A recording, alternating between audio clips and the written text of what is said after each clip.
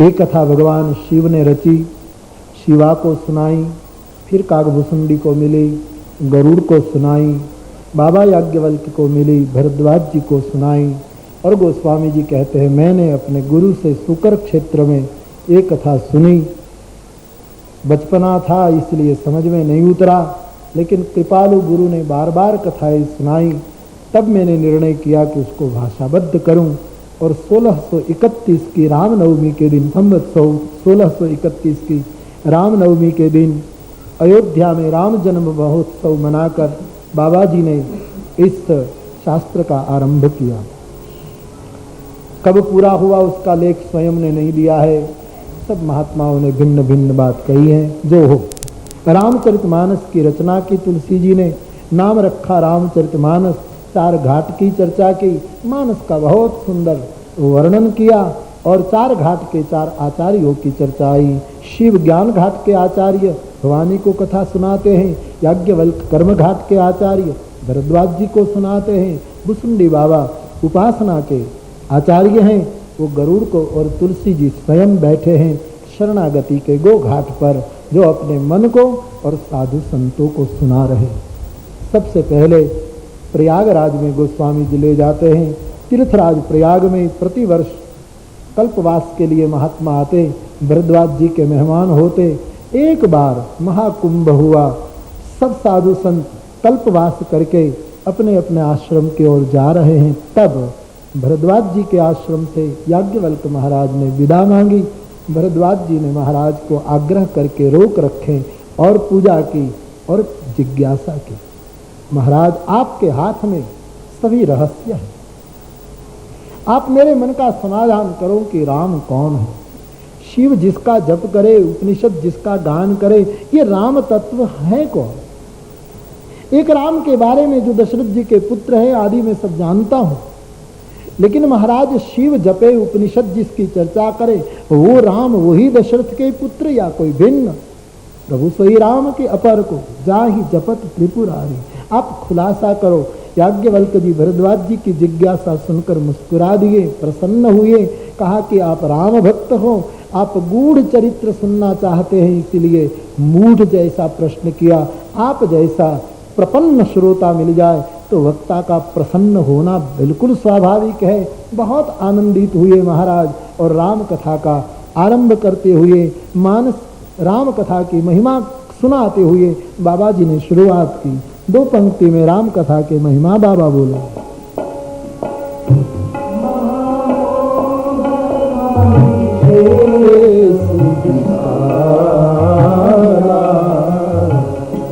राम कथा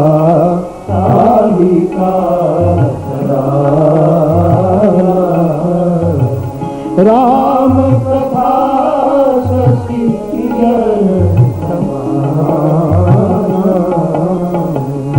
संत चकोर करही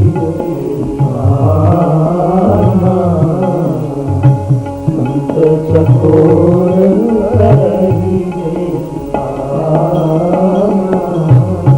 महामोह को मारने के लिए राम कथा कालिका है ऋषि। राम कथा चंद्र की किरणें हैं, संत रूपी चकोरों को बहुत सुखदायी है। सबको सुख मिलता है, लेकिन संत ज्यादा सुखानुभव करते।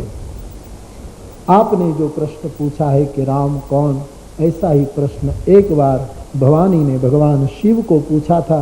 शिव ने क्या जवाब दिया वो मैं सब आपको बता दूं, ताकि आपके मन का समाधान हो और मैं केवल निमित्त बन जाऊं।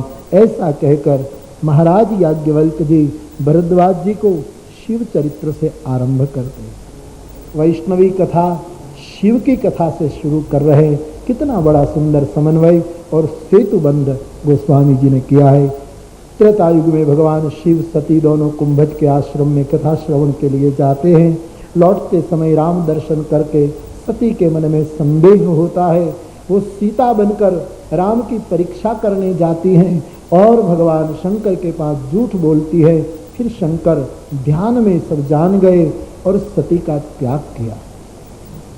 कैलाश आकर भगवान शंकर ध्यान में बैठ गए। 87,000 सालें बीत गई। शिव जागे, सती जाती हैं, सन्मुख आसन दिया, रसप्रद कथा सुनाने लगे। दक्ष प्रजापति की कथा बीच में आई। शिव जी को समझाया, फिर मानी नहीं।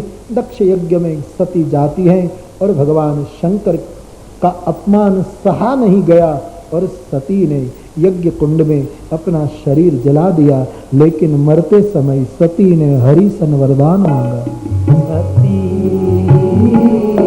मरत हरि सन वर मांगा, जनम जनम शिव पद अनुराग, तेहि कारण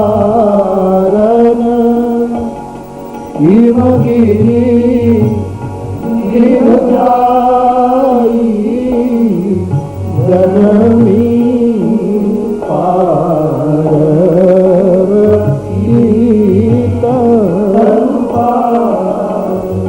यज्ञ में जलते समय हरि से वरदान मांगकर वो दूसरा जन्म पार्वती का धारण करती है। नारद को गुरु समझ करके तप करती है। तप का फल मिला। बीच में सप्तऋषियों की कथा आती है। यहाँ भगवान शिव जी ध्यान में है और भगवान राम जी उसको ब्याह करने का आदेश उसको मांग रहे हैं कि आप ब्याह करें। शिव जी उसको परम धर्म के रूप में स्वीकार करते हैं। सप्तऋषि को पार्वती की कसौटी के लिए भेजते हैं। कसौटी में उत्तीर्ण होती है। सप्तऋषियों ने खबर दी। शिव पार्वती के प्रेम को सुनकर ध्यान मग्न हो गए। तारकासुर की समस्या समाज में उत्पन्न हुई। ब्रह्मा जी ने देवताओं को कहा कि दनुज का निधन एक ही प्रकार से होगा, शिव ब्याहे। कामदेव को भेजो, शिव समाधि टूटे और फिर शंकर का हम ब्याह कराएंगे। कामदेव गया, शिव जागे, काम को जलाया, फिर वरदान दिया और फिर भगवान शंकर का धाम-धूम से ब्याह हुआ। पार्वती को लेकर कैलाश आए और तब जन्मे षट बदन कुमारा। कार्तिक स्वामी का जन्म, वो मैं विस्तार से आपको कहूंगा, इसलिए आज ऐसे ही कह दिया। शिव चरित्र सुनाया। कार्तिक स्वामी ने तारकासुर का नाश किया। भगवान शंकर याज्ञवल्क्य भरद्वाज जी को कहते, फिर एक बार कैलाश पर बैठे हैं, बड़े प्रसन्न, और मंगल अवसर देखकर भवानी उनके पास जाती है और शिव जी को प्रश्न पूछती है, महाराज पुनः यही सवाल मेरे मन में उठा है कि राम ब्रह्म है कि मनुष्य है? ब्रह्म है तो वो मनुष्य क्यों हुए? और मनुष्य यदि ब्रह्म ही बना था तो ऐसा क्यों करने की जरूरत, जिसका चरित्र देखकर मेरी बुद्धि भी चकित और भ्रमित हो गई। सामान्य लोग बेचारे क्या। भगवान शंकर को कथा पूछी है और जब भवानी ने कथा पूछी तो शंकर के हृदय में रामचरित्र उभर आए। व्यसनी को व्यसन मिल गया, बड़ी खुशी हुई।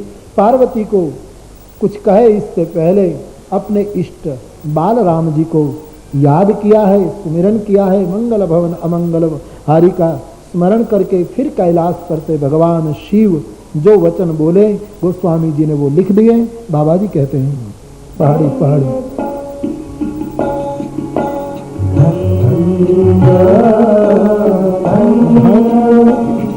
गिरिराज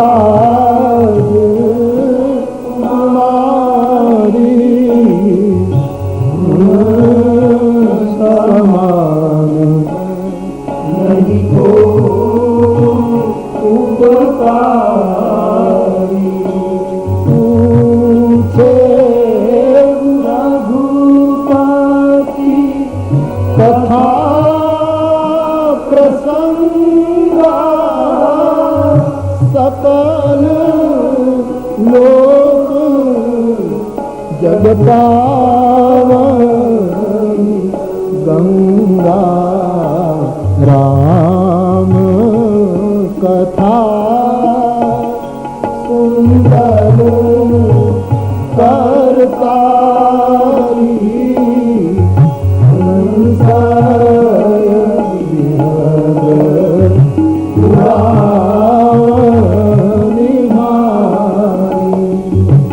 राम कथा कलि विचक कुठारी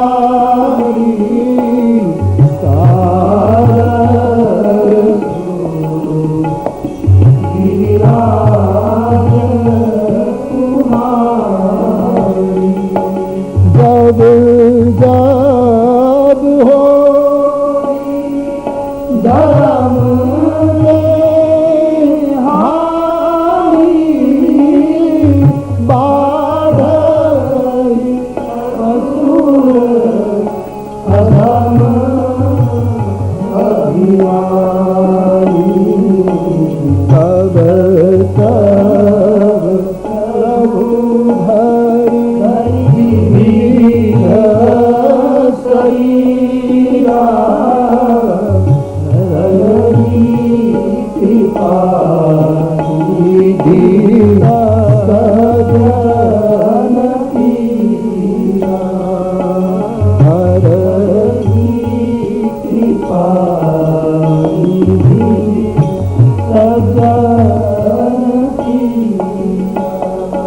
भवानी मेरी जटा से जो गंगा निकली वो तो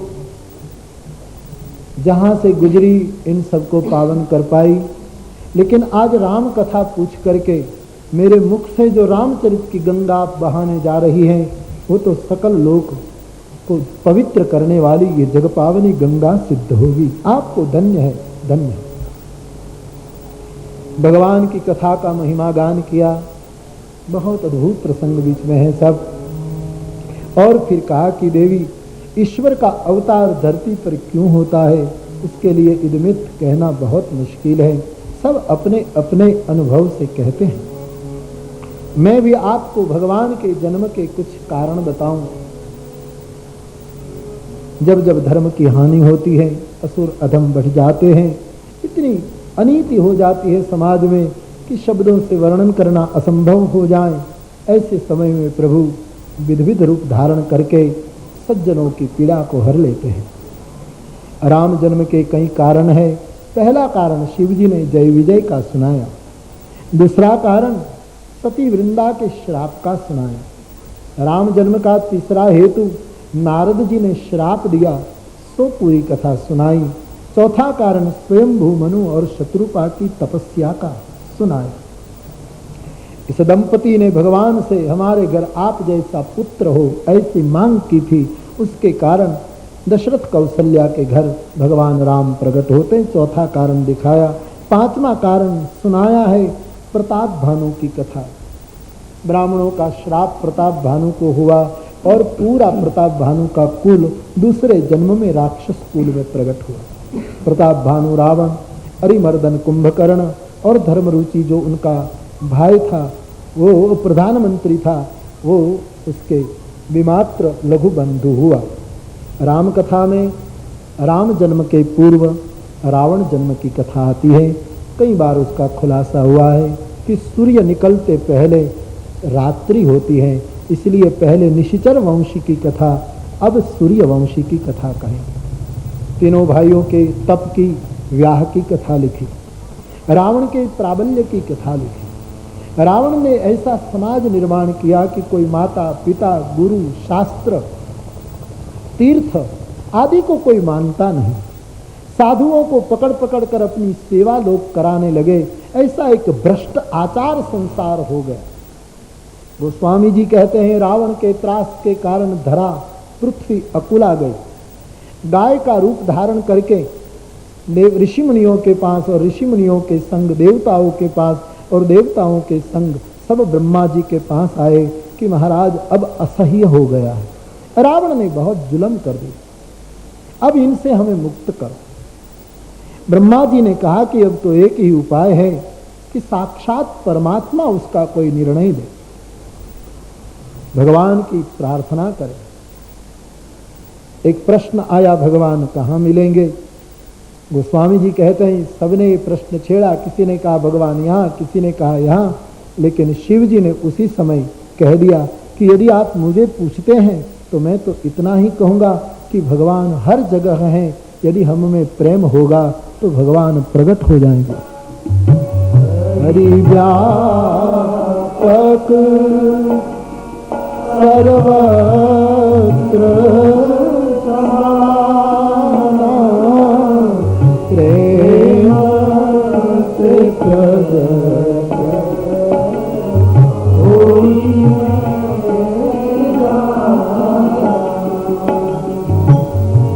मोर बचन सबके मन माना, साधु साधु कहि ब्रह्म बखाना, हरि व्यापक सर्वत्र समाना, प्रेम से प्रकट होइगा, प्रेम से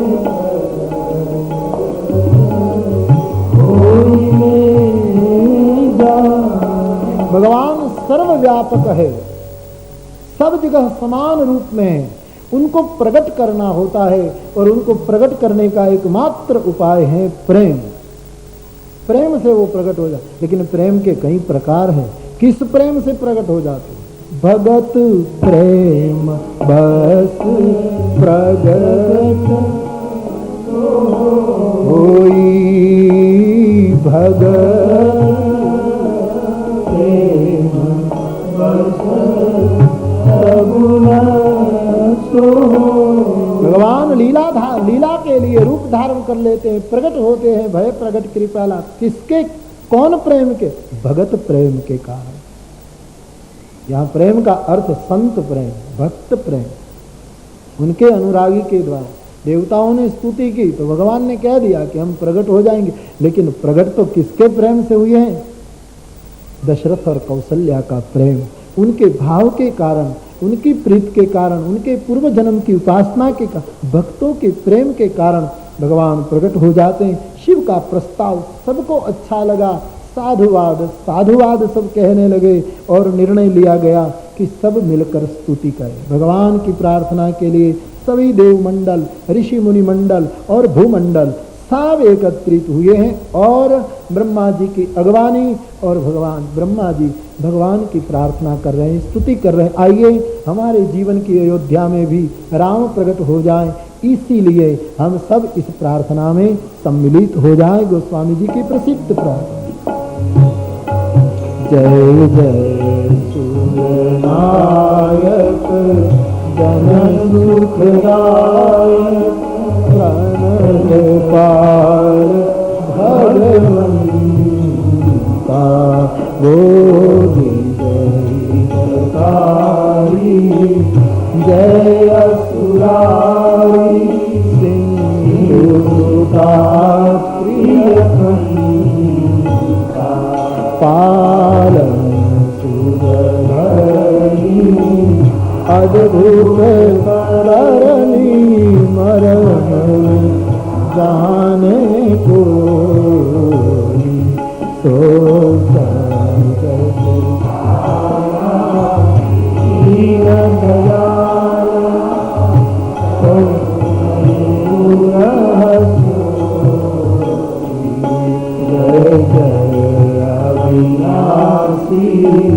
सब घट वासी व्यापक परमानंद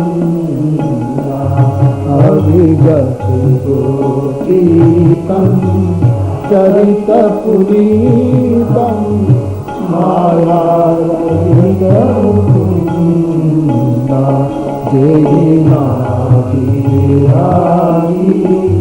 अति अनुरागी विगत मोह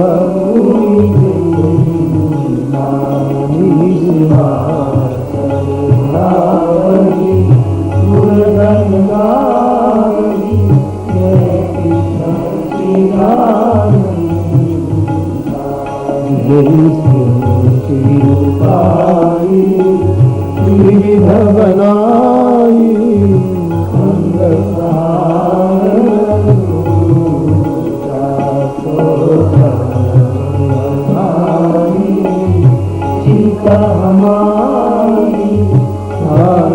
भगति न पूरा अंजन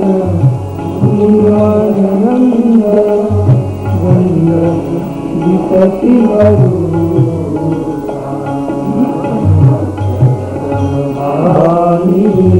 हाड़ी सयानी शरण सकल सूररूपा विशेषा विषय अशेषा जाकर ओ नहीं जाना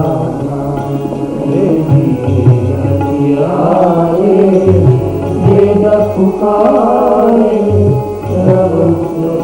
श्री भगवान भगवान के मंदिर सब विधि सुंदर गुण मंदिर सुख मुनि सकल सुर परम भयातुर नाथ पद सीता राम राम राम सीता राम राम राम हरियाणा राम राम राम सीता राम राम राम सीता राम राम राम सीता राम राम राम राम राम राम सीता राम राम राम सीता राम राम राम सीता राम राम सीता राम राम राम सीता राम राम सीता राम राम राम सीता राम राम सीता राम राम राम सीता राम राम सीता राम राम राम सीता राम राम राम सीता राम राम राम सीता राम सीता राम राम राम सीता राम राम सीता राम राम राम सीता राम राम राम सीता राम राम सीता राम राम राम सीता राम राम राम सीता राम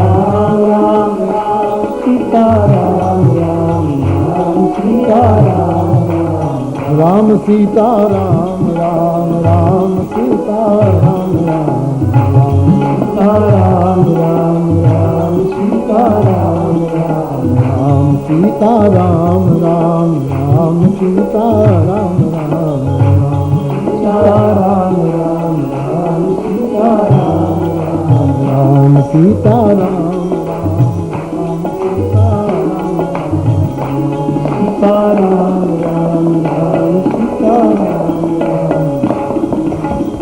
समस्त देवों ने भगवान की स्तुति की। आकाशवाणी हुई, धैर्य धारण करो, मैं अंश सहित अयोध्या में प्रकट हो जाऊंगा, थोड़ी प्रतीक्षा करो। सब देव राजी हो गए, अपने अपने भोग भवन की ओर चल दिए। तो ब्रह्मा जी ने सबको कहा कि आज तक हम भोग भोगते रहे, परिणाम ये आया कि हर वक्त हम मार खाते रहे राक्षसों से। अब भोग भोगना बंद करें और भगवान की सेवा का व्रत लें। हे देवता, हम सब अपने अंशों से अपना सुंदरपना छोड़ करके हम सब बंदर हो जाएं, बंदर भालू हो जाएं और सेवकाई करने के लिए भगवान आए इससे पूर्व हरि मार्ग का चितवन करें, उसकी प्रतीक्षा करें। तमाम देवता अपने अपने अंश से अवतार धारण करके भूमंडल पर आए हैं, भगवान की प्रतीक्षा करने लगे। राम जन्म की पूर्व भूमिका तैयार हुई और अब हमारे कली पावनावतार पूज्यपाद गोस्वामी जी हम सबको लिए चलते हैं गंगा के तट से सरजू तट पर, श्री अयोध्या जी में, जहाँ ठाकुर का जन्म होने वाला है, उस अयोध्या की ओर भाव जगत में प्रस्थान करें और एक बार भाव और प्रेम से अयोध्या जी का जय जयकार करें। बोलिए अयोध्या धाम की जय, सरजू मैया की जय। तो चलिए भाव जगत में अयोध्या की ओर गोस्वामी जी अयोध्या का अद्भुत वर्णन करते हुए मानस के इस मंगलमय मंत्रों की घोषणा करते हैं। आइए सुने और गाएं।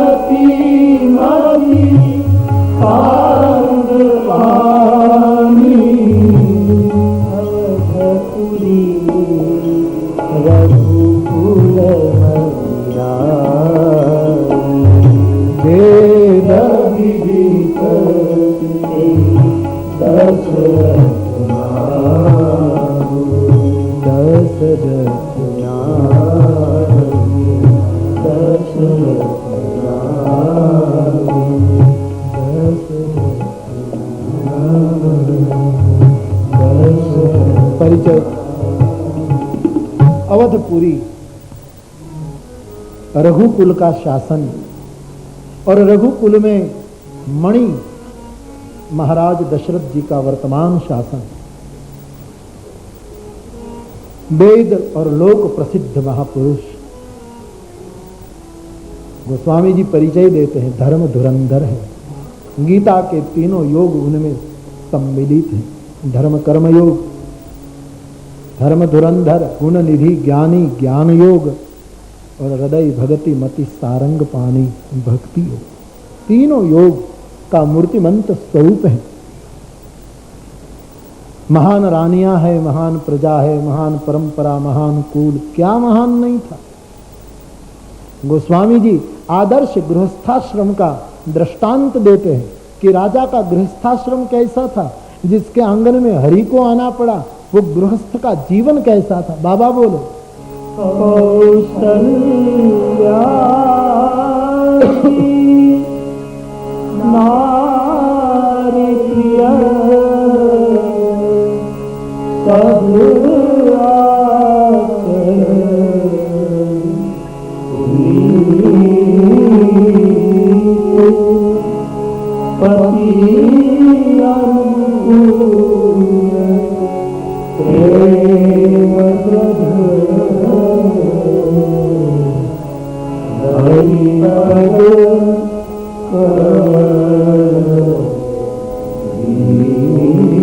एक दोहे में आदर्श गृहस्थाश्रम, जिसके घर में राम पुत्र बनकर आ सके, ऐसा एक गृहस्थाश्रम विश्व को तुलसी जी ने दिया। कैसा होना? कौशल्यादि नारी प्रिय। महाराज के गृहस्थ जीवन का वर्णन करते हुए बाबा जी कहते हैं रानियां प्रिय हैं। महाराज को रानियों पर बहुत प्यार है, इनकी प्रिय रानियां। और रानियां कैसी हैं?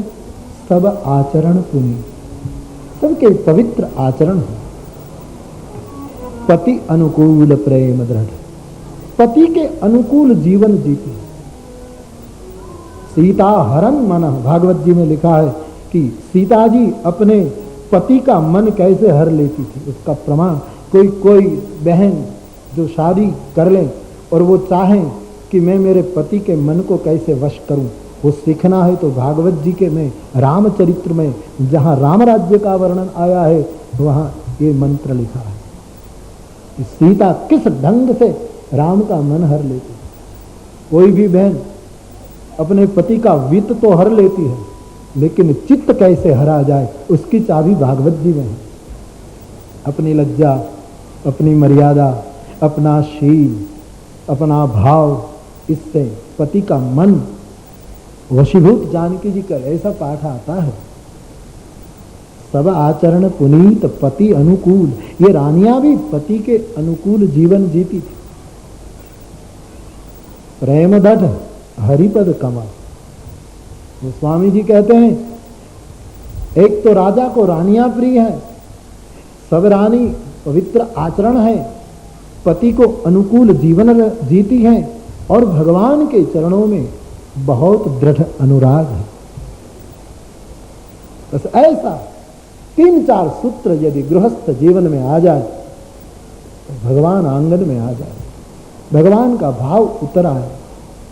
इतना ही करना है, लेकिन बहुत मुश्किल हो जाए।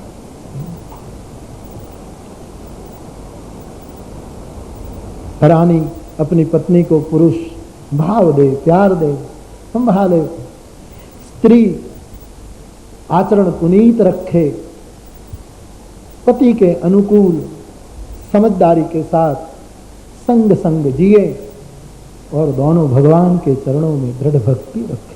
और क्या करना है, छोटी सी जिंदगी, छोटा सा आशियाना है। वसंत ऋतु में हर समय रखो, मिलजुल करके हरि नाम लो, एक दूसरे का आदर और प्रेम रखो, आचरण पुनीत रखो, प्रभु का भाव जीवन में आ जाएगा। लेकिन बहुत मुश्किल है, बहुत कुछ। लेकिन गोस्वामी जी कहते हैं जीवन कमियों से भरा रहता है, यहाँ सबको सब नहीं मिलता। यहाँ परम पूज्य डोंगरे जी बाबा कहा करते थे कि संसार जब भी मिलता है अधूरा ही मिलता है, ईश्वर जब भी जिसको मिलता है पूरा का पूरा ही मिलता है। ये बिल्कुल ठीक। भगवान जब मिला सब पूरा। हाँ, थोड़ी देर आपको लगेगा कि झलक दिखाई दी, मुरली बजी कानों में, कोई बोल शहद घोल गया, फिर छूट गया, फिर सपने में पीताम्बर फरक गया, फिर छटक गया, फिर घुंघरू बाजे, फिर छूट गया, ऐसा धीरे। लेकिन जब मिलेगा तो वो तो अखंड है, पूरा का पूरा ही प्राप्त हो जाएगा। तो जीवन में बाकी तो कमियां रहेगी ही, संतुष्ट हो जाओ हर स्थिति में। लोग कहते हैं इतने पैसे हो जाए तो संतोष हो जाए, उसका ये तो गलत है। इतने पैसे होने के संतोष होगा ही नहीं, इससे तो लोभ होगा। उसको संतोष की संज्ञा देना ही ईमानदारी नहीं है। इतने पैसे हो जाए तो, कोई कहे कि 5 करोड़ हो जाए तो फिर संतोष, लेकिन ये संतोष की व्याख्या ही नहीं हुई। 5 करोड़ हो जाए वो तो लोभ हो गया। कहाँ लोभ, कहाँ संतोष, कहाँ ये नियम और कहाँ ये विकार। अब सोचिए संतोष क्या है पता है शास्त्र में? संतोष की धार्मिक संतोष, योग का संतोष, ज्ञान का संतोष और भक्ति का संतोष, सबका संतोष भिन्न भिन्न है। संतुष्ट सततम योगी यथात्मा दृढ़ नहीं, संतुष्टो येन केनचित्। संतोष तुम्हारे पास कुछ नहीं है, लेकिन तुम रोटी खा रहे हो। उसी समय ये भिक्षुक आया और भिक्षुक को तुमने रोटी दे दी और वो खा रहा है। उस समय तुमको जो सुख मिलता है वो संतोष है। उसको संतोष का सुख कहते हैं। कुछ नहीं थी, वो भी चली गई, लेकिन उस समय जो आनंद आता है कि आहा हा, वो कैसे खा रहा है, वो सुख का नाम संतोष। हरि भजते भजते आंसू आ गए, कृष्ण को पुकारते पुकारते नयन भर गया, हृदय में एक परम सुख का अंशार, वो है भक्त का संतोष। यानी तृप्ति नहीं है, ध्यान देना इसका मतलब। लेकिन संतोष की ये व्याख्या है, इतना मिल जाए वो तो संतोष है ही नहीं। वो तो गलत हम लोगों ने धारणा बना रखी है। संतोष बड़ी अच्छी वस्तु है, बड़ा प्यारा शब्द है। कहने का मेरा मतलब संतोष की भिन्न भिन्न व्याख्याएं संतों ने की है, महापुरुषों ने की है। तो कमियां रहेगी इस दुनिया में, इनके लिए रोना क्या। सदैव नीचे देखो, पैर में जूते नहीं है तो रो मत, लेकिन जिसको पैर ही नहीं है उनको देखो। तुमको तो जूते नहीं, लेकिन उनको पैर नहीं है। कितनी करुणा कर दी है कि कम से कम तुमको पैर तो मिल गए हैं। बिल्कुल नीचे सड़क पर जो गिरे उसको देखो।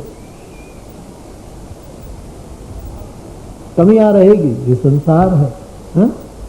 बड़ों बड़ों के जीवन में कमियां रही है। पूर्ण केवल परमात्मा है, इसके अतिरिक्त कोई है ही नहीं। तो दशरथ जी को एक कमी चुभ रही है कि मुझे पुत्र नहीं है। ग्लानि से भर गए, मोरे सुतना ही। राजा धर्म है और धर्म को आज ग्लानि हुई है। ईश्वर के अवतार की मूल भूमिका गीता का न्याय लागू कर रहे हैं। एक बार महाराज को ग्लानि हुई। एक बार भूपति मन माही, भय ग्लानि मोरे सुतनाही। गुरु गृह गए तुरत महिमा,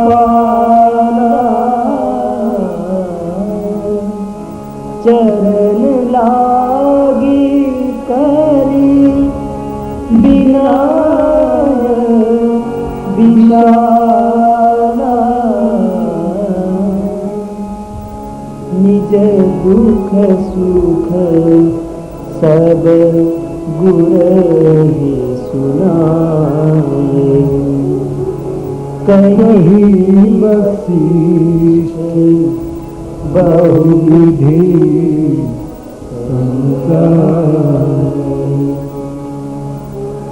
धर्म धीर होई हरि सुत चारी। त्रिभुवन विधि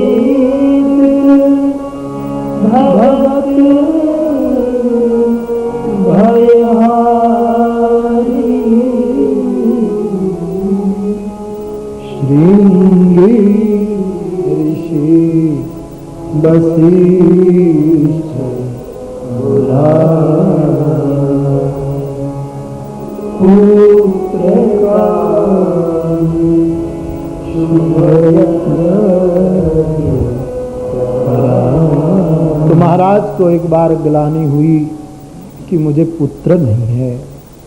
रघुवंश मेरे से समाप्त हो जाएगा। मेरा राजभवन बालक के रुदन के आवाज के बिना सुना पड़ा है। पति अनुकूल सब आचरण पुनीत, मेरी रानियां उदास सी रहती है। लेकिन दुनिया मेरे पास दुख गाए, मैं किसके पास गाऊं? सम्राट चले अपने गुरु के द्वार। राजद्वार आज गुरुद्वार जा रहा है, और जब तक हम गुरुद्वार नहीं पहुंचते तब तक राम कहाँ मिलता है। कई बार ये बात कही गई है, केवल स्मरण, कि जीवन में छोटी बड़ी समस्याएं आए तो अपने सदगुरु को कहियो, अपने श्रद्धेय को कहियो, दूसरे को क्या कहें। राजा ने रानी तक नहीं कहा, अपने गुरु को सुनाया। निज दुख सुख सब गुरु ही सुनाए। जीवन में कोई एक आश्रय ऐसा रखना कि जहां तुम दिल खोलकर बात कर सको कि हमारी ये स्थिति है, हमारी ये परिस्थिति है। और ऐसा एकमात्र स्थान है गुरुद्वार, अपने गुरु का स्थान। तो महाराज वशिष्ठ जी के पास दशरथ जी चल देते हैं। चरण में प्रणाम करके विशाल विनय से अपनी बात रखी कि महाराज आप बताइए, मेरे भाग्य में पुत्र सुख नहीं है क्या? आप चाहे तो क्या नहीं कर सकते? और आपके मुंह से हाँ ना सुना दे, सुन लो तो फिर एक निर्णय हो जाए। दुख और सुख गाया, और महाराज वशिष्ठ जी ने तुरंत कह दिया, थोड़ा धैर्य धारण करो राजन, एक नहीं आपको 4 पुत्र हो जाएंगे। गुरु तो 1 का 4 कर देता है, ये कोई जादूगर नहीं है कि 1 का 4 करे। लेकिन तुम मांगो अर्थ तो 4 दे देता है, धर्म भी दे देता है, काम भी दे देता है, मोक्ष भी दे देता है। तुम मांगोगे 1, दे देगा 4। ये गुरु है, ये उनकी करुणा है। देगा, उसको लगेगा कि अब योग है, दे देगा। मैं आपको आगे भी कहा, फिर याद दिलाऊं, मांगने में तुम स्वतंत्र हो, देने में वो समझ स्वतंत्र है। उनमें कोई तुम चाहो मांग लो। भगवान तो कहते हैं, सूफीवाद कहता है, सूफियों में ये नियम है, सूफियों की कथाओं में आता है, उसमें ये नियम है कि आदमी मांगने में चूकता है। देने वाला तो देता ही है, लेकिन मांग तर्क करके खो देता है, आशंका करके चूक जाता है, अपना अहंकार बीच में आ जाता है, उससे चूक जाता है। कोई ना कोई घटना से आदमी चूक जाता है। सूफी लोग मानते हैं तुम सुख मांगो तो सुख मिलेगा, दुख मांगो तो दुख मिलेगा, तुम पर निर्भर है, तुम जो चाहो वो मिलेगा। ये सूफियों का व्रत है, ये सूफी लोग ऐसा मानते हैं। एक सूफी संत हुआ जुनैद, जिसका नाम बड़ा प्रसिद्ध नाम जुनैद। उसके पास एक सम्राट आया, बोले उपदेश दो। तो ये उपदेश जुनैद ने दिया था उस समय कि भगवान के पास तुम जो मांगो तो मिलेगा। बोले ये कैसा? तो हम तो सब सुख ही मांगते, तो सुख तो मिलता नहीं। बोले सुख मांगो तो सुख ही देगा दाता, लेकिन फिर उस सुख को देखने की तुम में विवेक नहीं, या तो कोई तर्क या तो अहंकार से तुम सुख को चुक जाते हो। लेकिन वो तो तुम जो मांगो वही देता। अरे एक दुकानदार आदमी, तुम कापड़ मांगते हो तो कापड़ ही देता है, कपड़ा ही देता है, केरोसिन नहीं देता। इतनी अक्ल एक दुकानदार रखता है। तुम किसी के पास जल मांगो तो जल ही देता है, दूध मांगो तो दूध देता है। क्या परमात्मा ऐसा कर सकता है कि तुम मांगो कुछ मिले कुछ? लेकिन तुम और हम अपने तर्कों से, अपने अहंकार से, अपनी आशंकाओं से, अपने अविश्वास से चूक जाते हैं। तो राजा की समझ में नहीं आया। सूफी जुनैद को कहा कि समझ में नहीं आता। बोले 1000 सोने की अशर्फियां लेकर मेरे साथ चल, और एक छोटे से घड़े में डाल दे, और इतनी भर दें कि ये जो सोना मोहर है वो दिखाई दे, सूरज के प्रकाश में चमक कोई देखने वालों को दिखाई दे। और राजा को कोई सवाल नहीं था।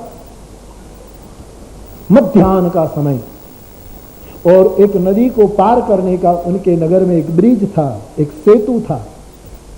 उस सेतु के बिल्कुल मध्य भाग में इस घड़े को रख दिया, चमक रही है सोने की सोना मोहर। और जुनैद, उनके 3 शिष्य और सम्राट जिज्ञासु, ये चारों सेतु के उस पार के छोर पर बैठ गए छिपकर।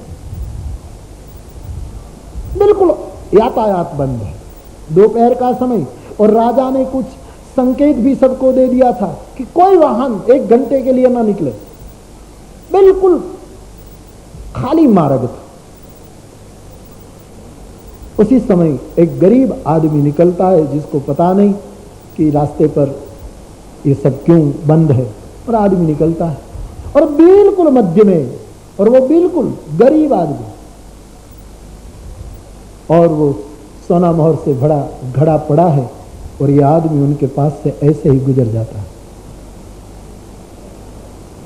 राजा ने जुनैद को पूछा कि हमने तो इरादा ये किया था कि जो निकले और ले जाए, ये आदमी लिया नहीं। बोले हाँ, अब उसको पूछो कि क्यों नहीं लिया। उसको पकड़ा कि भाई तू गुजर गया रास्ते से, तुमने सोना मोहर का घड़ा भरा था, देखा नहीं? बोले नहीं। तो क्या? बोले तेरी आंख नहीं है? आंख तो है। तो बोले क्या हुआ? कि 1 साल से सोच रहा था, मौका आज मिला। क्या? कि इस पुल से कभी ट्रैफिक बिल्कुल बंद हो जाए तो आंखें बंद करके गुजरना है। 1 साल पहले की जिज्ञासा, मनोभाव आज पूरा। आज पाया कि न कोई स्कूटर, न रिक्शा, न कुछ बसें, कोई न यातायात, बिल्कुल। तो सोचा कि 1 साल का जो भाव था आज पूरा होगा, तो मैं आंखें बंद करके निकल गया। जुनैद ने सम्राट का हाथ पकड़ा। ऐसे ही व्यक्ति आंखें बंद करके सदगुरु की कृपा को चूक जाता है। वो तो देने के लिए मार्ग में सोना मोहर खड़ी कर देता है, लेकिन आदमी न जाने अपने पूर्व संकल्पों के कारण, अपने पूर्व व्रतों के, मनोरथों के कारण, तर्कों के कारण, अहंकार के कारण सुवर्ण की अशर्फियां चूक जाता है। दाता तो ये सूफियों का बड़ा अकाट्य मत है, बहुत मजबूत मत है। इस बात में ये लोग डटे रहे। अच्छा मत मांगो, 1 का 4 मिलेगा, लेकिन समय पर मिलेगा। धैर्य धारण करो। सदगुरु ने कह दिया धैर्य धारण करो तो 4 पुत्र होंगे, लेकिन एक काम करना पड़ेगा, विधि से गुजरना पड़ेगा, एक यज्ञ करना पड़ेगा। हुक्म करे भगवान। बोले श्रृंगी ऋषि को हम बुलाते हैं और यज्ञ का आरंभ करवाते। निर्णय लिया गया, श्रृंगी का आगमन, यज्ञ का शुभारंभ। बाबा भगति सहित मुनि आहुति दीने, प्रगटे अग्नि चरु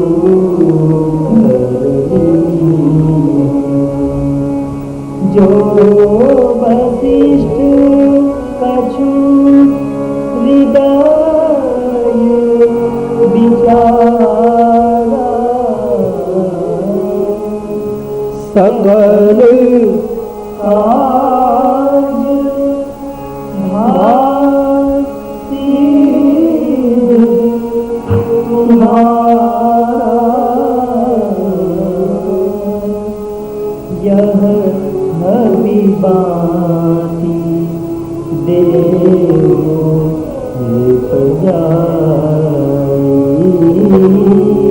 जथा जोग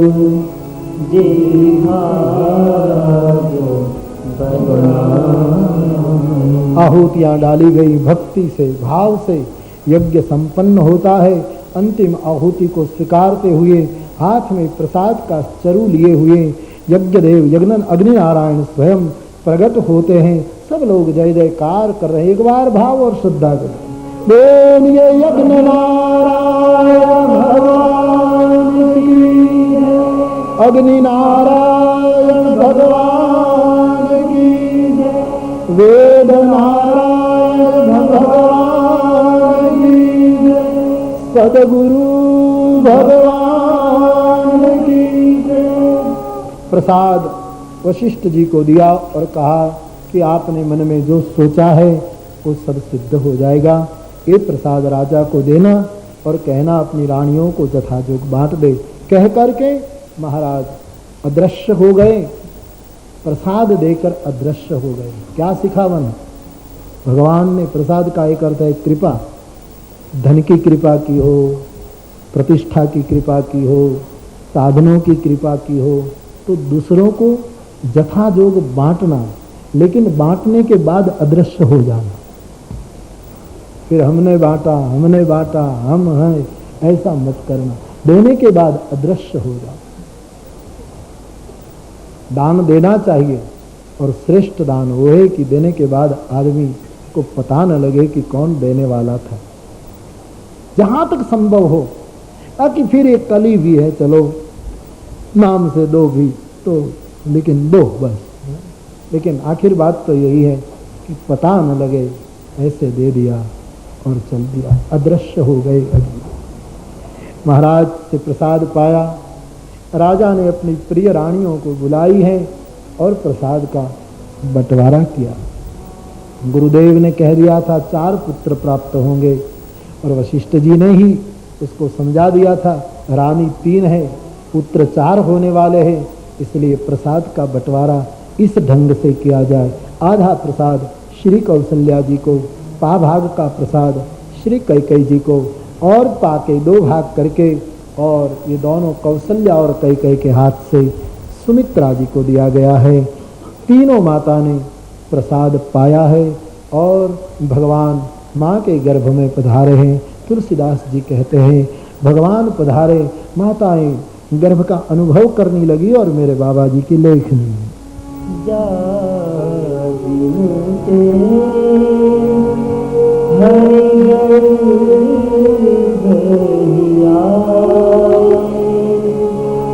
सकल लोक सुख संपत्ति छाए, मंदिर सब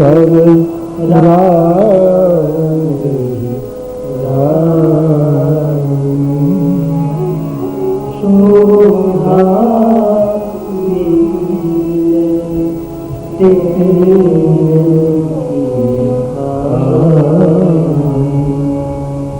सुख जुट कछु काले चली गए,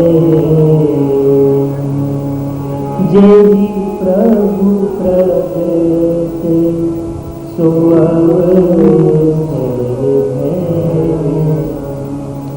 रानियों को प्रसाद दिया। भगवान जब से गर्भ में आए, सकल लोक में सुख संपत्ति छाने लगी। मानसकार कहते हैं, मंदिर में सभी रानियां सो रही हैं, शोभाशील पेट की खानी है, सुख जुत काल बीतने लगा। ये हरि का अवतार है, यहाँ कोई पीड़ा का वर्णन नहीं है, ये प्रसव नहीं है, ये प्रागट्य है। इसलिए पीड़ा का कोई वर्णन इस प्रसंग, सुख जुत का सुख काल। और भाई प्रगट कृपाला में भी इसलिए तो सखियों को, रानियों को आशंका हुई है, संभ्रम।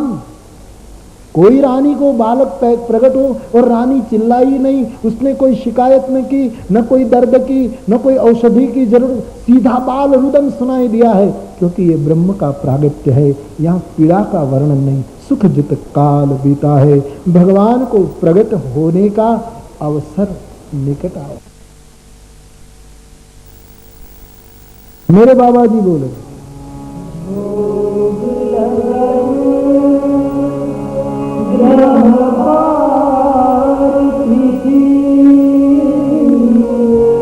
सकल भय अनुकूल चरण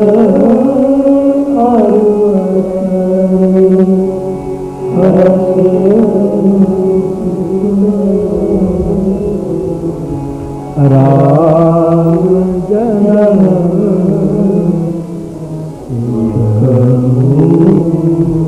योग लगन व्रत ग्रह वार तिथि 5 ये पंचांग अनुकूल हो गया। चर अचर हर्षयुत हुए, क्योंकि राम जन्म सुख का मूल है। ये त्रेता युग की घटना, लेकिन हमारे जीवन में भी ये पंचांग यदि अनुकूल हो जाए तो किसी के जीवन में आज भी राम प्रागट्य हो सकता है।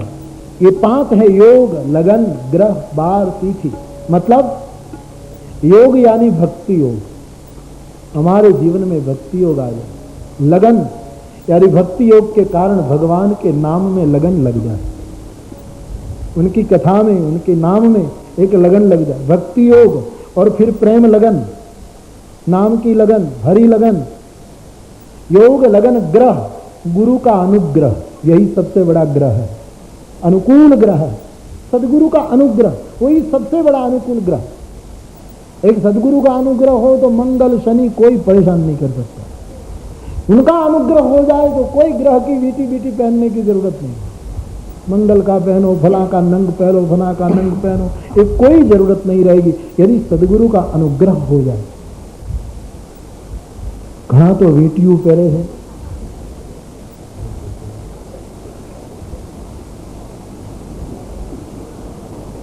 एक नेताना हाथमा में वीटियो જોઈ છે, ईस्टमैन कलर में कितने कितने त्राहा नंग ने, वाका चुका नंग ने, लगता है कि क्या उसको।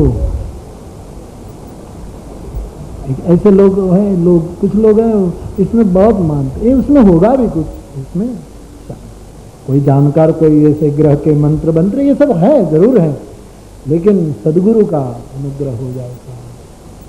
लोगों को सुख चाहिए ना, इसलिए एक राजनेता था, वो स्वर्ग गया तो बिल्कुल शांत वातावरण, स्वर्ग में बिल्कुल शांत, स्वर्ग गया जैसे, तो वहां स्वर्ग के जो चौकीदार जो थे, गार्ड्स आदि, वो भी शांत बैठे थे, कोई शोर, कोई हल्ला गुल्ला कुछ नहीं। तो राजनेता को लगा कि मैं ये कहां आया, ये स्वर्ग तो है ना। तो उसको पूछा कि ये क्या है, स्वर्ग को उसको कहते। तो बोले स्वर्ग के बारे में हमने जो सुना वो तो यहाँ कुछ दिखाई नहीं देता, यहाँ तो सब कुछ शांत है। तो बोले हाँ, स्वर्ग उसको ही कहते हैं जहाँ शांति हो, वही स्वर्ग है, यही स्वर्ग है। तो उसने प्रश्न पूछा, यहाँ कोई अखबार बखबार मिलता है? यहाँ अखबार बखबार नहीं मिलता है। तो यहाँ कोई आवाज, कोई बोल चाल, कोई कुछ नहीं, क्योंकि उसको दिल्ली की आदत थी, रोज अखबार, रोज शोरगुल, रोज इसको बस उसी में ही रहना, उसी शोरगुल में उसको आदत। ये तो बिल्कुल वो शांति तो उसको पसंद ही नहीं। तो रैली निकले, ये करे, हड़ताल हो, फला हो, उसका संबोधन फला करो, बस सब दौड़ दौड़। स्वर्ग ऐसा है तो नरक कहां? बोले 1 किलोमीटर के बाद नरक।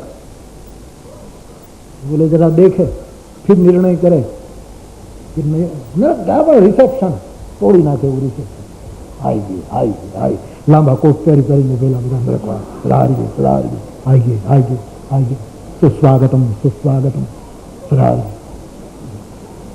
कुर्सियां, टेबल, पंखा, एसी, अखबार, शराब सब टेबल पर लगे हुए। ये क्या? बोले नरक। नरक ऐसा धर्मगुरुओं ने भूल की। धर्मगुरुओं से हमने जो सुना था कि स्वर्ग का वर्णन और नरक का, ये तो बिल्कुल भी, नरक में इतना आनंद है और वहां है ये नरक, और आप तो देखा है स्वर्ग कैसा। तो आप यहां आए क्यों? बोले निर्णय करना था कि कहां रहना है।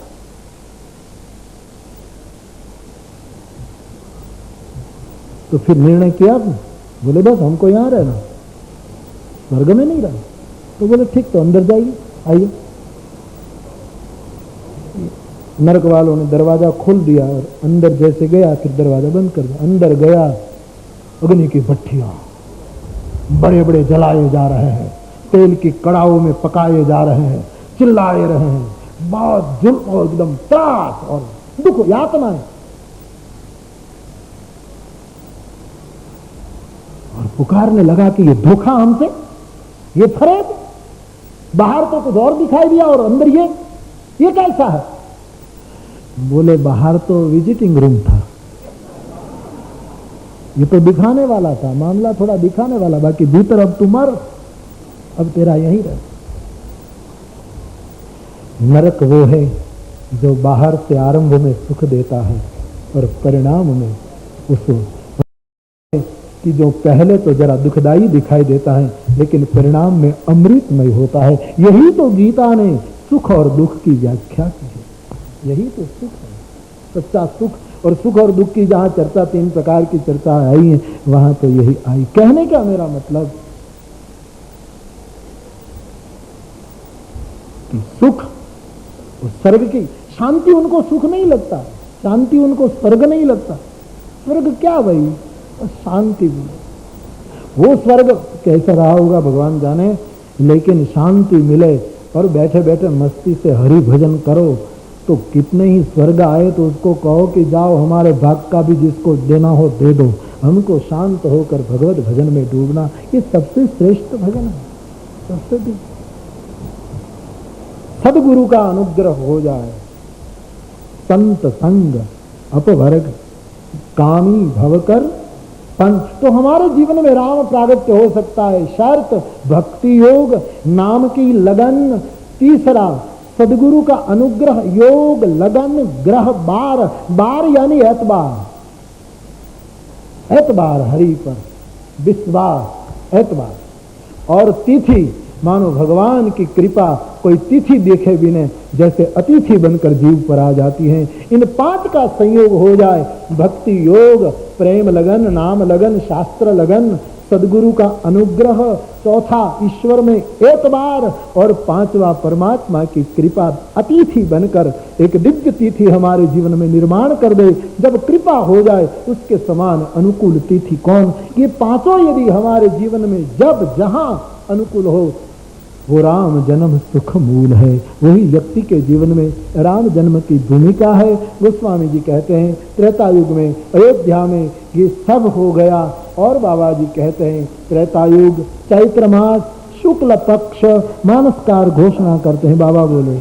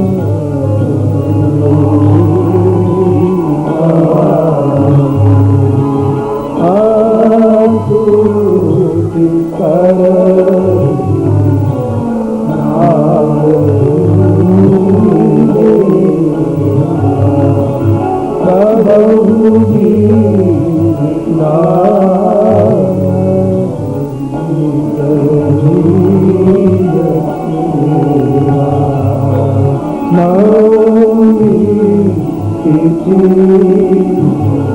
मधुमास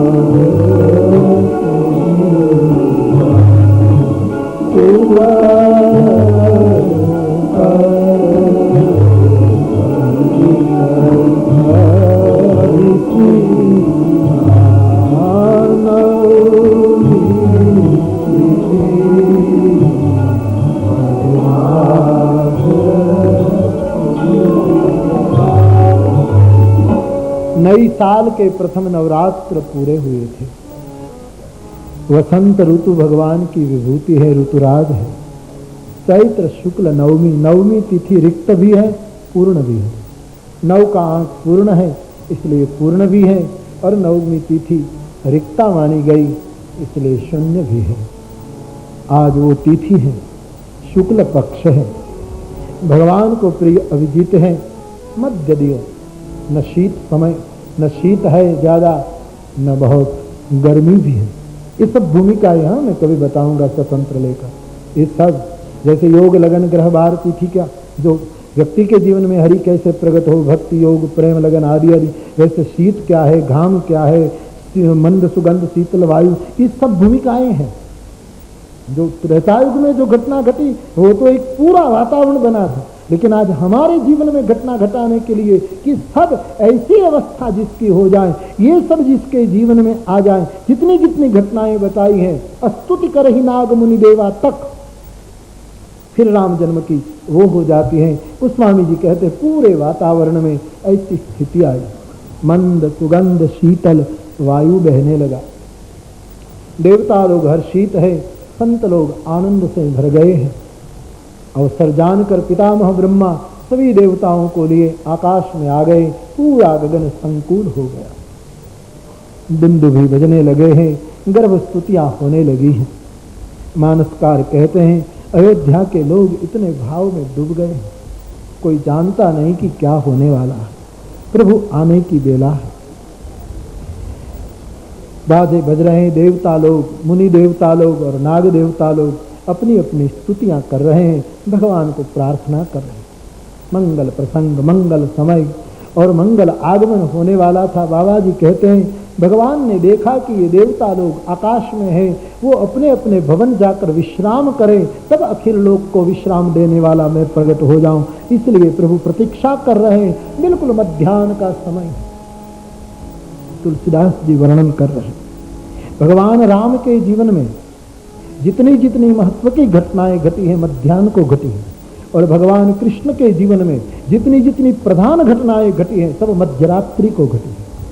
ये दोनों ने पसंद किया हुआ काल भगवान राम के जीवन में गिनाता रहूंगा जब जब स्मरण आएगा कि मध्याह्न में जितनी प्रधान घटना सब मध्याह्न के सूर्य में, और कृष्ण की जन्म से लेकर सभी प्रधान घटनाएं मध्यरात्रि को हुई है। गोस्वामी जी कहते हैं आज वो समय है, पूरा वातावरण गदगद था, हरि को आने की बेला है।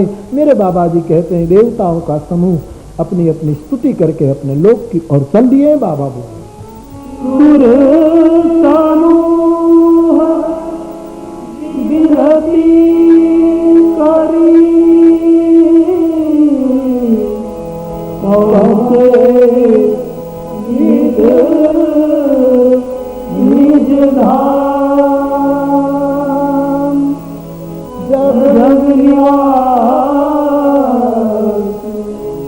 प्रभु प्रभु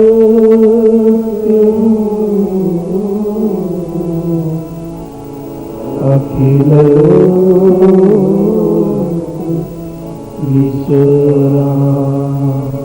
जग निवास प्रभु प्रभु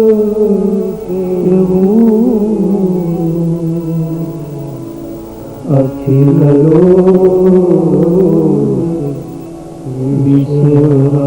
देवताओं का समूह स्तुति करके अपने लोक की ओर विश्राम के लिए चल देते हैं।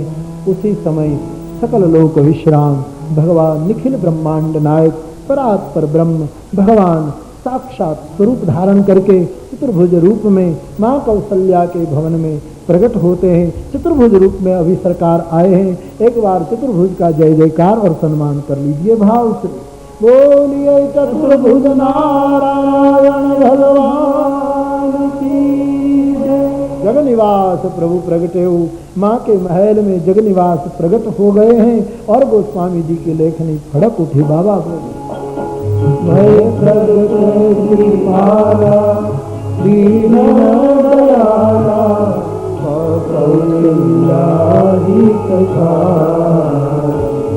हर्षित महतारी मुनि मनहारी अद्भुत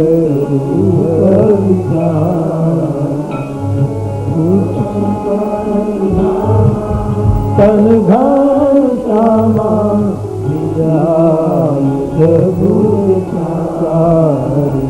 भूषण वन माला नयन विशाला शोभा सिंधुखरा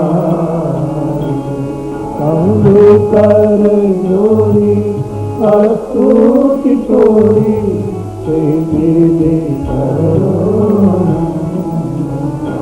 माया गुण ज्ञाना चित माना वेद करुणा सुख सागर सब गुण आगर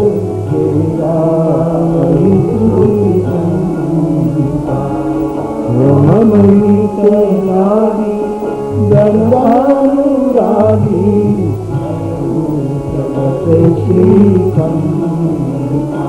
ब्रह्मांड निकाया निर्मित माया रोम प्रतिषेध मम उर्तो बासी या उपहासी वीरमति उपजा जग जाना प्रभु काना चरित बहुत कही कथा सुहाई मातु पुजाई प्रकार सूत प्रेम माता फूली बोली दो मारी बोली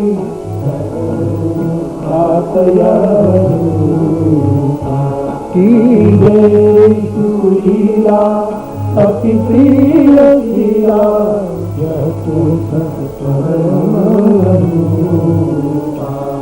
सुनी बचन सुजाना रोगन खाना कोई बालक सुर भूपा यह चरित देगाई हरिकार पावई तेन परहि भवतु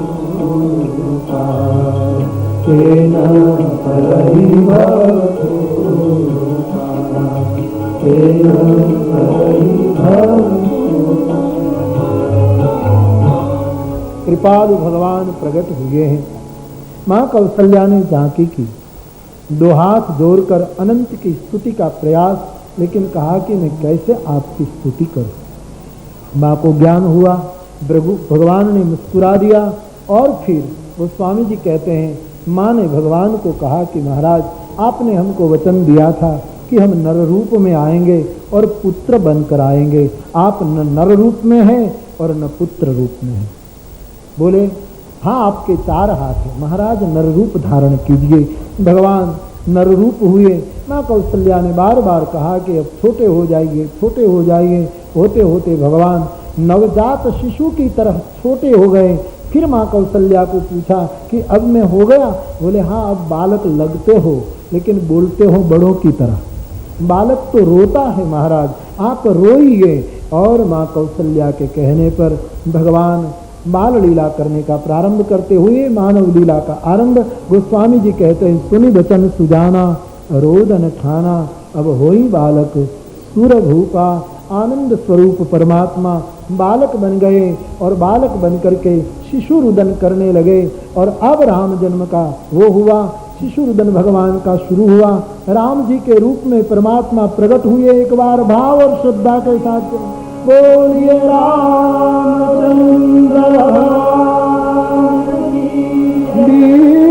प्रधेनु सुर संत हित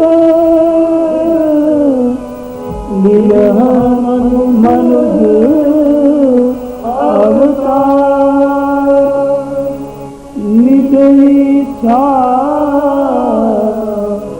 निर्मित तनु माया गुण विमुति सुरुदन परम संभ्रम चली बाल रुदन को सुनकर रानियां संभ्रम दौड़ आई। माँ के अंक में अनुपम बालक देखकर भाव में डूब गए। दासियां दौड़ती राज दरबार में गई। महाराज को कहा, बधाई हो, बधाई हो, आपके घर लाला भयो है, पुत्र जन्म हुआ है। और महाराज ने सुना, दशरथ पुत्र जन्म मानहु ब्रह्मानंद दशरथ पुत्र जन्म पुनिता मानहु ब्रह्मानंद परमानंद पुरी मनरा कहा बुलाई बागा कहा बुलाई कहा बुलाई। महाराज ब्रह्मानंद में डूबे हैं। वशिष्ठ आदि महात्माओं को बुलाए गए। परमानंद के भाव में डूबे महाराज दशरथ जी ने बजनीय को बुलाए और कहा कि हमारे घर लाला भयो है, जन्मोत्सव मनाया जाए। पूरी अयोध्या में राम जन्म का उत्सव शुरू हो रहा है। और आज इस भागीरथी व्यास पीठ पर से आप सब और पूरे संसार को राम जन्म की बधाई हो। बधाई देते हुए राम जन्म का महोत्सव और उत्सव शुरू हो रहा है। आप सब भाव से उत्सव में भाग ले, भाव से। जय जय श्री रामचंद्र अवध के दुलारे, श्री रामचंद्र अवध के दुलारे, जय जय श्री रामचंद्र अवध के दुलारे, जय जय श्री रामचंद्र अवध के दुलारे, जय जय श्री रामचंद्र अवध के दुलारे, जय जय श्री रामचंद्र अवध के दुलारे, जय जय श्री रामचंद्र अवध के दुलारे, जय जय श्री रामचंद्र अवध के दुलारे, हो जय जय श्री रामचंद्र अवध के दुलारे, जय जय श्री रामचंद्र अवध के दुलारे, जय जय श्री रामचंद्र अवध के दुलारे, जय जय श्री रामचंद्र अवध के दुलारे, हो जय जय श्री रामचंद्र दुलारे, जय जय श्री रामचंद्र अवध के दुलारे, जय जय श्री रामचंद्र अवध के दुलारे, जय जय श्री रामचंद्र अवध के दुलारे, हो जय जय श्री रामचंद्र अवध के दुलारे, जय जय श्री रामचंद्र अवध के दुलारे, जय जय श्री रामचंद्र अवध के दुलारे, जय जय श्री रामचंद्र अवध के दुलारे।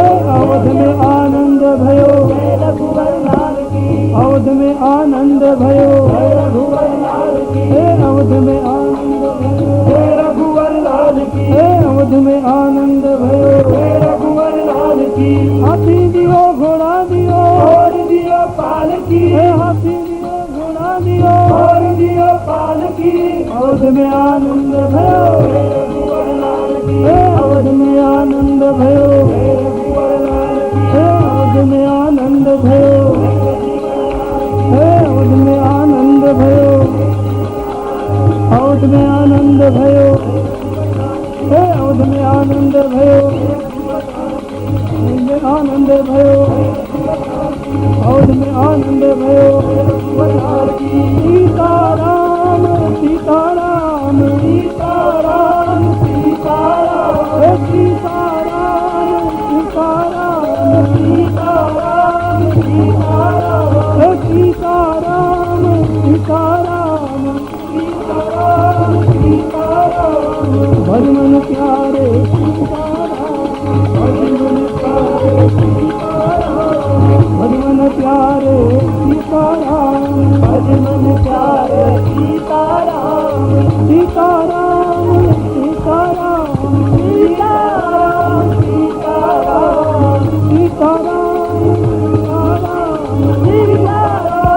सीताराम श्री राम लक्ष्मण आए सीताराम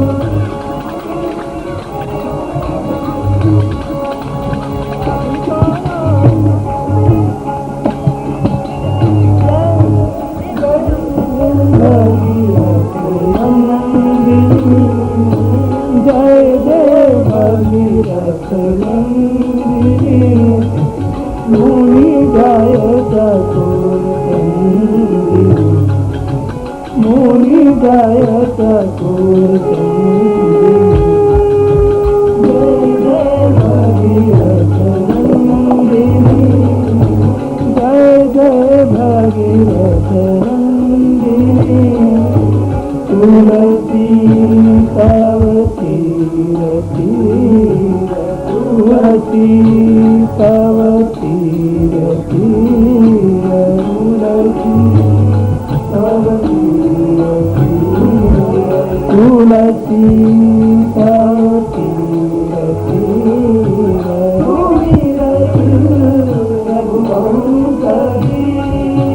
तुमी रत रघुवंशरी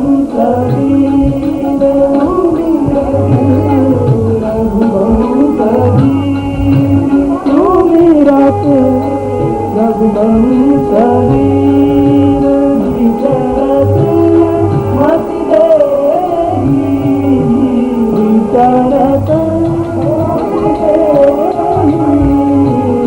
विचरत मति देहि विचरत मति देहि मोह महिषिकालिका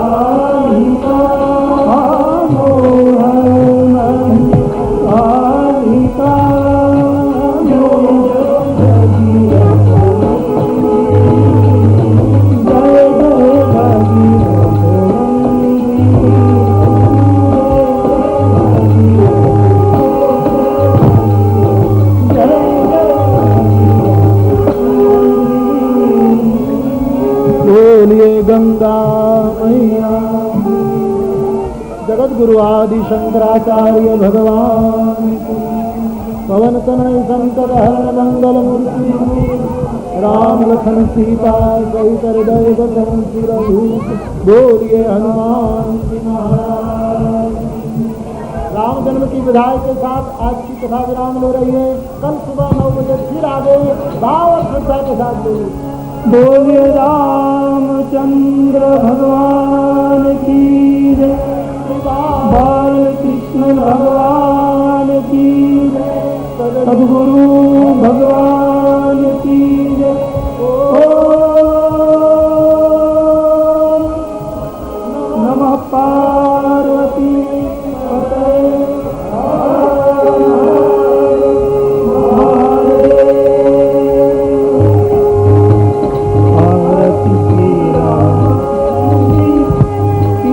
ललित ललित अतिथि वास ब्रह्मादिक मुनि नारद ज्ञान विचारक सुतधन कालिते सारद हरि पवन सुत कीरति नीति आरति श्री रामायण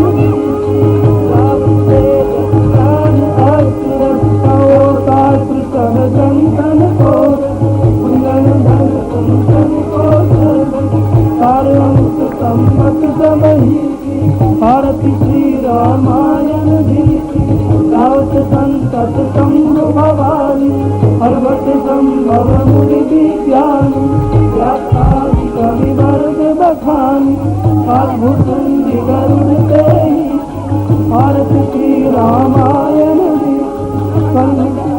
विचर रखती सुभगति वार मुक्ति सुगति